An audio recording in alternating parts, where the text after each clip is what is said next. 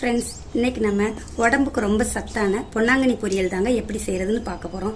இது செய்யறதுக்கு 10 to 15 நிமிஷத்துலேயே ரொம்ப ஈஸியாக செஞ்சிடலாங்க. டேஸ்ட் அவ்வளோ அருமையாக இருக்குங்க. உடம்புக்குமே ரொம்ப நல்லது. இந்த கீரையை ரொம்ப ஈஸியாக வாங்க எப்படி செய்யறதுன்னு பார்க்கலாம். ஃபஸ்ட்டு பொன்னாங்கண்ணி கீரை பொரியல் பண்ணுறதுக்கு நான் ஒரு கட் கீரையை நல்லா கழுவி 2-3 நேரம் கழுவிட்டு தண்ணியை வடித்து எடுத்து வச்சுருக்கேன். ஸ்டவ் ஆன் பண்ணி ஒரு கடாயை வச்சுருக்கேன். தேவையான எண்ணெய் சேர்த்துக்கலாம். நான் தேங்காய் எண்ணெய் தாங்க சேர்க்குறேன்.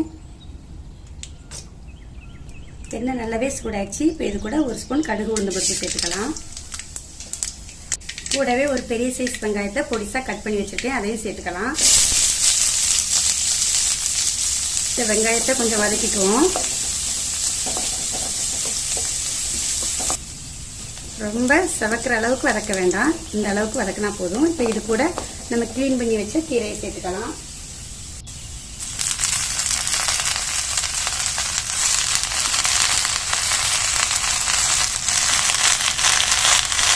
இது நல்லா மிக்ஸ் பண்ணி வச்சுக்குவோம்.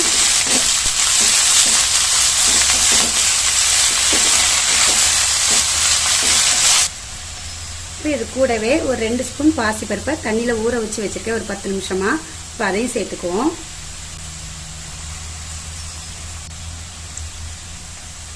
இப்போ இதை நல்லா வதக்கிக்குவோம்.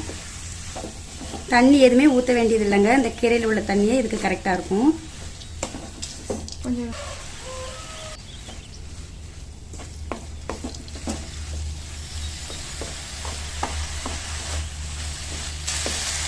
இந்த கீரையை ஒரு 10 நிமிஷத்துக்கு அப்படியே கிளறி விட்டு வதக்கிக்குவோம். இப்போ இந்த கீரைக்கு தேவையான கொஞ்சமாக உப்பு சேர்த்துக்குவோம். ஃபஸ்ட்டே போடாதீங்க, கீரை கொஞ்சம் வதங்கினதுக்கு அப்புறம் போடுங்க, அப்படின்னா தான் அளவு கரெக்டாக இருக்கும். இதையும் நல்லா மிக்ஸ் பண்ணி வச்சுக்கலாம். இப்போ இந்த கீரை வேகிறதுக்குள்ள இதுக்கு ஒரு மசாலா அரைச்சிக்குவோம்.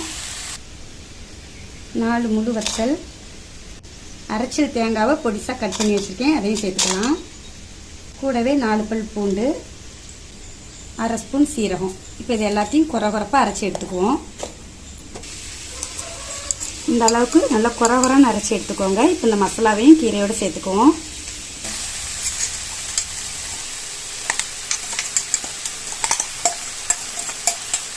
இந்த மசாலாவையும் நல்லா மிக்ஸ் பண்ணி விட்டுட்டு ஸ்டவ் ஆஃப் பண்ணிடலாம். அவ்வளோதாங்க, கீரை அருமையாக ரெடி ஆயிடுச்சு. இது கண்ணுக்கு ரொம்ப நல்லது. உடம்புல உஷ்ணத்தை குறைக்கக்கூடிய தன்மை இந்த கீரைக்கு நிறையவே இருக்குது. மொத்தத்தில் எல்லா வகைக்குமே இந்த கீரை நல்லதுங்க. இதை வாரத்தில் 2 நாள் 1 நாள் சாப்பிட்டு வந்தால் உடம்புக்கு ரொம்பவே நல்லது. நீங்களும் கண்டிப்பாக இந்த கீரையை கிடைக்கிற டைம் உங்கள் வீட்டில் செஞ்சு பாருங்கள். செஞ்சு பார்த்துட்டு எப்படி இருக்குன்னு கமெண்டில் சொல்லுங்கள். இந்த வீடியோ பிடிச்சிருந்தா ஃபஸ்ட்டு ஒரு லைக் போடுங்க. மறக்காமல் நம்ம சேனலுக்கு சப்ஸ்கிரைப் பண்ணுங்கள். நன்றி.